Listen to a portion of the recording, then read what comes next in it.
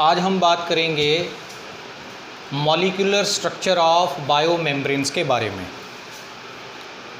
यानी जो internal structure होता है सेल मेम्ब्रेन का या प्लाज्मा मेम्ब्रेन का या डिफरेंट जो सेल ऑर्गेनेलीज हैं उनका इंटरनल मॉलिक्यूलर स्ट्रक्चर कैसा होता है उसके बारे में हम बात करेंगे। तो मॉलिक्यूलर स्ट्रक्चर ऑफ बायोमेम्ब्रेन्स को एक्सप्लेन करने के लिए time to time different models अलग अलग साइंटिस्ट ने दिए। उनमें से जो मेन मॉडल्स हैं उसमें है नंबर 1 लैमिलर मॉडल्स। अब ये जो लैमिलर मॉडल्स हैं ये बेसिकली दो हैं हमारे पास एग्जांपल्स इनकी। First one is Danielli and Davson model.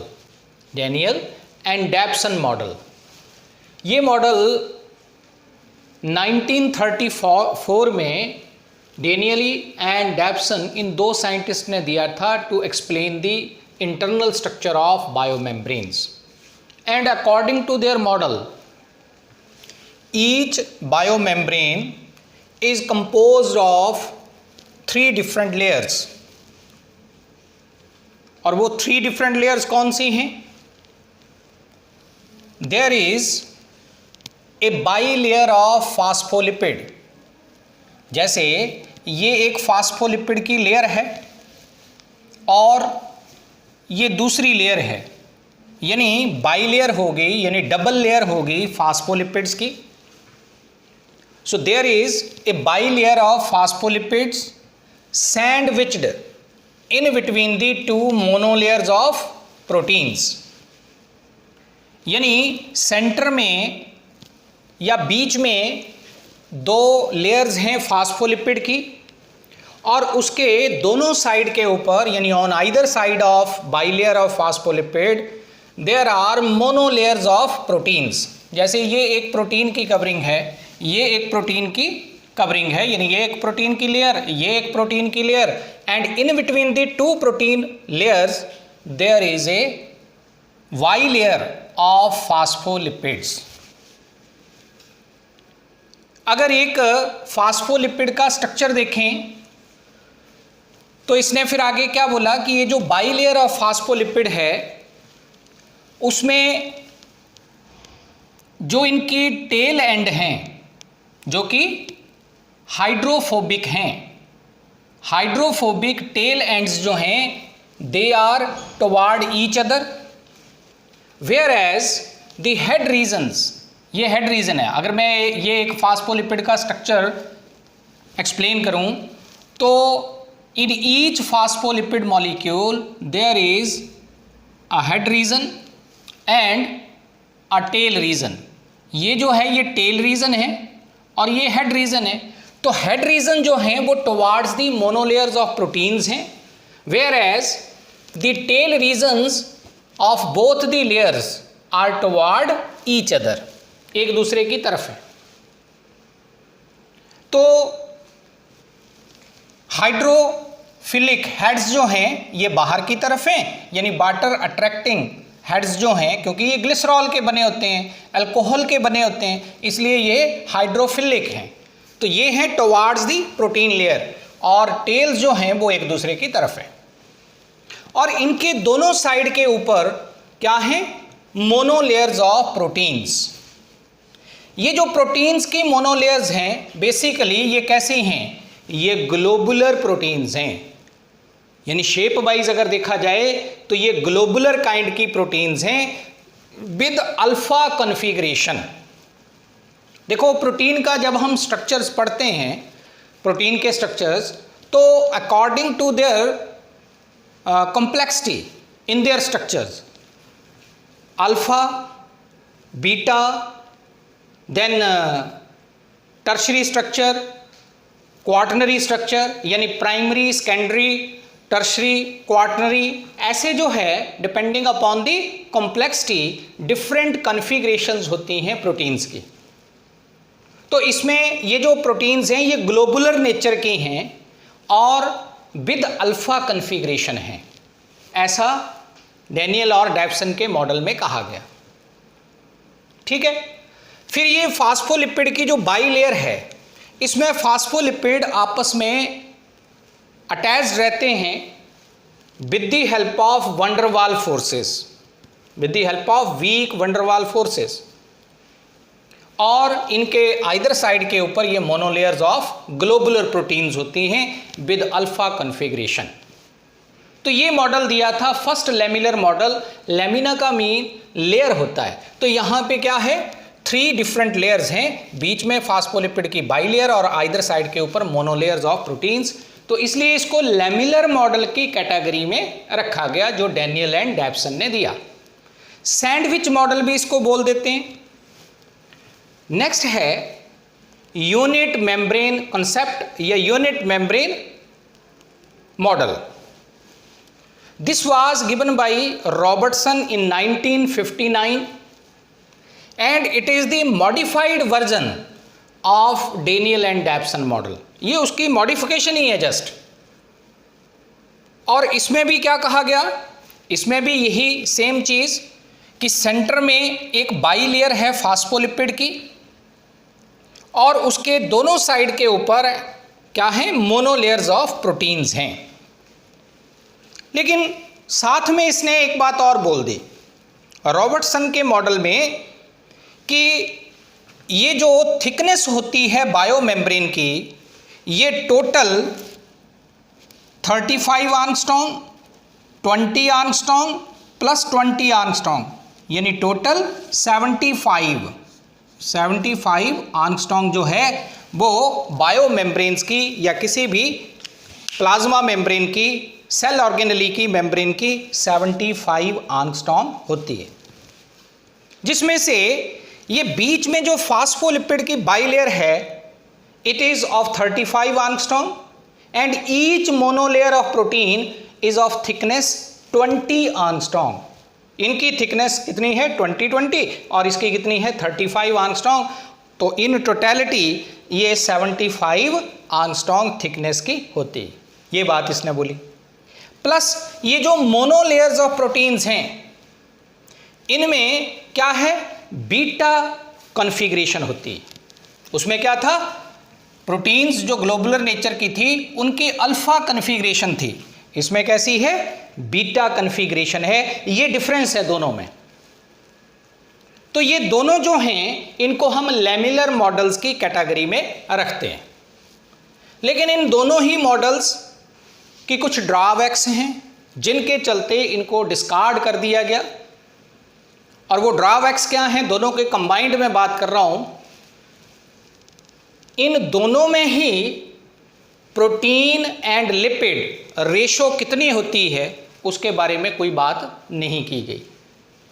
यानी प्रोटीन लिपिड रेशो की एग्जैक्ट मतलब रेशो कितनी होती है प्रोटीन और लिपिड की आपस में, तो उसके बारे में इसमें कुछ नहीं बताया गया। दूसरा है, दीज मॉडल्स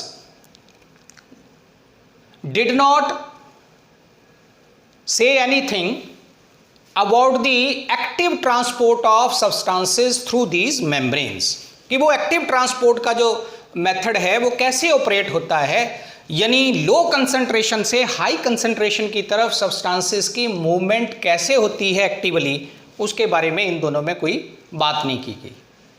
फिर आगे चल के हम पढ़ेंगे कि बायोमेम्ब्रेन का स्ट्रक्चर जो है वो डायनामिक होता है, फ्लेक्सिबल होता है, रिजिड नहीं होता। तो उसके बारे में भी कोई बात नहीं की गई। About the dynamic nature of biomembrane उसका कहीं कोई जिक्र नहीं है। And it is also fluidy in nature, तो उसके बारे में भी कुछ नहीं बोला गया कि ये फ्लूइडी इन नेचर होती है। तो इन 4 ड्रॉबैक्स के चलते, यानी प्रोटीन लिपिड रेशो के ऊपर कोई बात नहीं की गई, एक्टिव ट्रांसपोर्ट थ्रू बायोमेम्ब्रेन कैसे होगा उसके बारे में कोई बात नहीं की गई, और इसकी नेचर जो है वो फ्लूइडी होती है एंड डायनामिक होती है, यानी फिक्स्ड नहीं है, चेंजेबल है, तो उसके ऊपर भी कोई बात नहीं की गई। तो इनके चलते इन दोनों मॉडल्स को डिस्कार्ड कर दिया गया। नेक्स्ट फिर सेकंड कैटेगरी आती है माइसीलर कॉन्सेप्ट और माइसीलर मॉडल। ये हिलर एंड हॉफमैन ने दिया था और इन दोनों ने ये बोला कि biomembranes have certain globular units in their structures. Biomembrane जो होती हैं उनमें कुछ ग्लोबुलर स्ट्रक्चर्स होते हैं और उन ग्लोबुलर स्ट्रक्चर्स को इन्होंने नाम दिया मिसल्स। उनको क्या बोला इन्होंने? मिसल्स।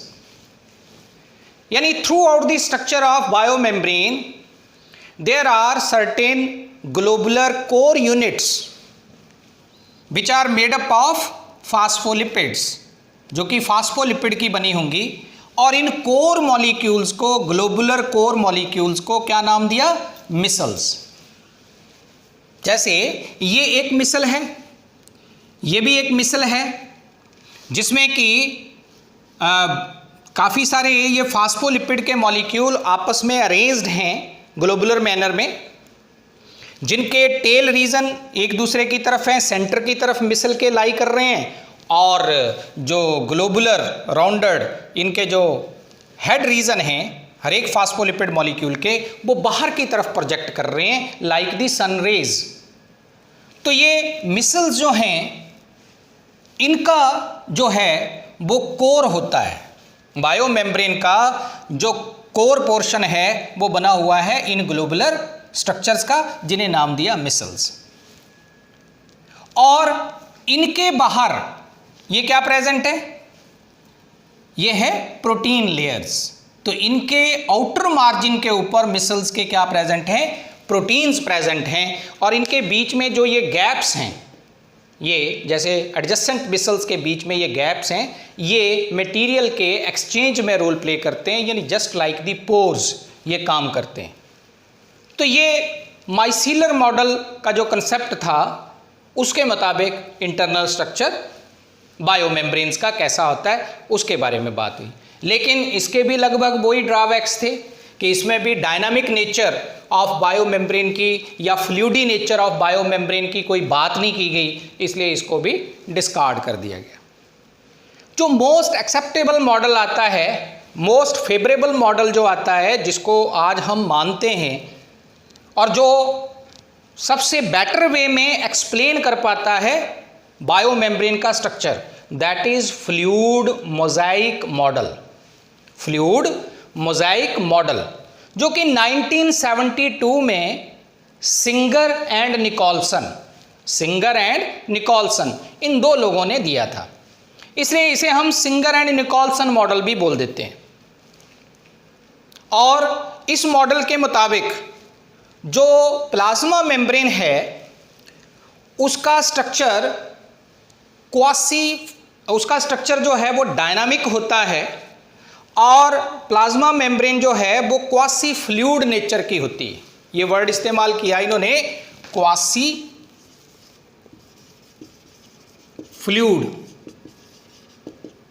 Fluid nature. एक तो ये वर्ड आ गया क्वासी फ्लूइड नेचर। दूसरा वर्ड इन्होंने क्या इस्तेमाल किया कि proteins are the icebergs. Proteins जो हैं they are the icebergs in the sea of lipids.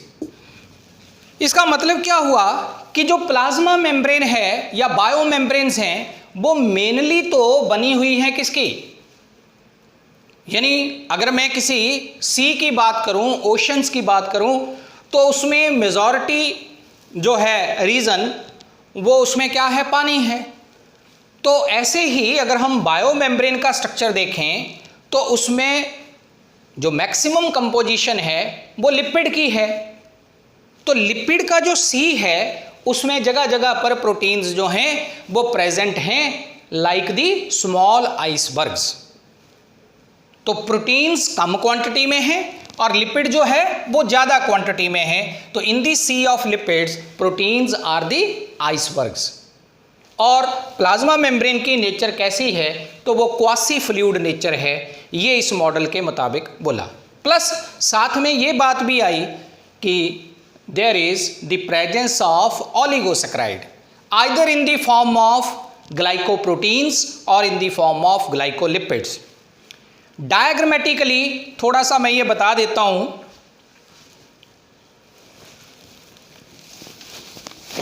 जैसे फॉर एग्जांपल अगर हम डायग्राम के जरिए देखें तो किसी भी प्लाज्मा मेम्ब्रेन में ये हमारे पास जो है ये क्या आ गया, बाइलेयर ऑफ फास्फोलिपिड। ये फास्फोलिपिड की बाइलेयर मैं बना रहा हूं। ऐसे ये एक लेयर फास्फोलिपिड की और ये दूसरी लेयर। इसमें each phospholipid is of amphipathic nature, जिसमें कि एक हेड रीजन है, एक tail region, head region tell region. ये ऑलरेडी हमने बात की है कि एम्फीपैथिक नेचर होती है फास्फोलिपिड की। टेल एक दूसरे की तरफ हैं, हेड्स बाहर की तरफ प्रोजेक्ट कर रहे हैं। हेड्स हाइड्रोफिलिक हैं, टेल्स हाइड्रोफोबिक हैं। अब ये एक तो लेयर आ गई फास्फोलिपिड की बाइलेयर। फिर है कि इसमें जगह जगह पर प्रोटीन्स प्रेजेंट होंगी। जैसे ये मान लो एक प्रोटीन का मॉलिक्यूल है on the outer surface of phospholipid layer. एक आधा प्रोटीन का मॉलिक्यूल मैं ये बना रहा हूं, ये फास्फोलिपिड की बाइलेयर के बीच में है कहीं, ठीक है। और एक में ये बना रहा हूं, जैसे एक ये बना रहा हूं, ये देखें। तो तीन अलग अलग तरह की मैंने प्रोटीन्स दिखाई इसमें। पहले तो बाइलेयर फास्फोलिपिड की, इसमें एक प्रोटीन का मॉलिक्यूल मैंने बाहर दिखाया फास्फोलिपिड के लेयर के। इसको हम बोलेंगे एक्सट्रिंसिक और पेरिफेरल प्रोटीन और एक्सटर्नल प्रोटीन, क्योंकि ये आउटर सरफेस पे है। ये प्रोटीन का मॉलिक्यूल कहां है, in between the phospholipid bilayer, so it is called as intrinsic protein और इंटेग्रल प्रोटीन, क्योंकि ये बीच में है। और एक प्रोटीन का मॉलिक्यूल ये एक साइड से बायोमेम्ब्रेन के दूसरी साइड की तरफ क्या हो रहा है, प्रोजेक्ट कर रहा है। तो through out the thickness of biomembrane ये लोकेटेड है, इसलिए इसको बोलेंगे ट्रांसमेम्ब्रेन प्रोटीन और टनल प्रोटीन। ट्रांसमेम्ब्रेन प्रोटीन और टनल प्रोटीन। तो जो प्रीवियस मॉडल्स में बात आई कि मोनोलेयर्स होती हैं प्रोटीन्स की, ऐसा इसमें नहीं कहा गया। इसमें क्या है, ये फास्फोलिपिड का सी है, जिसमें जगह जगह पर ये छोटे छोटे आइसबर्ग की फॉर्म में प्रोटीन्स प्रेजेंट हैं, जिसके कारण quasi fluid nature, dynamic nature होती है इसकी। नेक्स्ट है कि इनके अलावा जगह जगह पर क्या है, ये ब्रांच्ड प्रेजेंट हैं फास्फो ओलिगोसैकराइड्स। जगह जगह पर ये ओलिगोसैकराइड हैं प्रेजेंट, जो कि ब्रांच्ड हैं। अब ये जो ओलिगोसैकराइड्स हैं जो जगह जगह पर प्रेजेंट हैं, कुछ तो अटैच्ड हैं विद द फास्फोलिपिड मॉलिक्यूल्स। इन्हें हम क्या बोलेंगे, अगर कोई ओलिगोसैकराइड फास्फोलिपिड के साथ अटैच हो जाए then it is known as glycolipid. Glycolipid. और अगर ये अटैच हो जाए किसी प्रोटीन के मॉलिक्यूल के साथ, तो कार्बोहाइड्रेट प्लस प्रोटीन, इसे हम क्या बोलेंगे, ग्लाइकोप्रोटीन। तो जगह जगह पर ये ओलिगोसैकराइड जो हैं वो प्रेजेंट होंगे एज ग्लाइकोप्रोटीन और ग्लाइकोलिपिड, जो कि रिकॉग्निशन का काम करते हैं, वेरियस सेल्स की मेम्ब्रेन या वेरियस सेल ऑर्गेनेलीज की मेम्ब्रेन को रिकॉग्नाइज करने में या सिग्नलिंग में हेल्प करते हैं। तो ये 3 डिफरेंट टाइप्स के कंपोनेंट्स मिलके एक डायनामिक स्ट्रक्चर बनाते हैं बायोमेम्ब्रेन का, which was suggested by Singer and Nicolson through their model known as fluid mosaic model. तो ये मैंने इसकी बात की है। अब आगे इसकी मेरिट्स एंड डीमेरिट्स की बात जो है वो नेक्स्ट लेक्चर में हम लोग करेंगे। Thank you very much.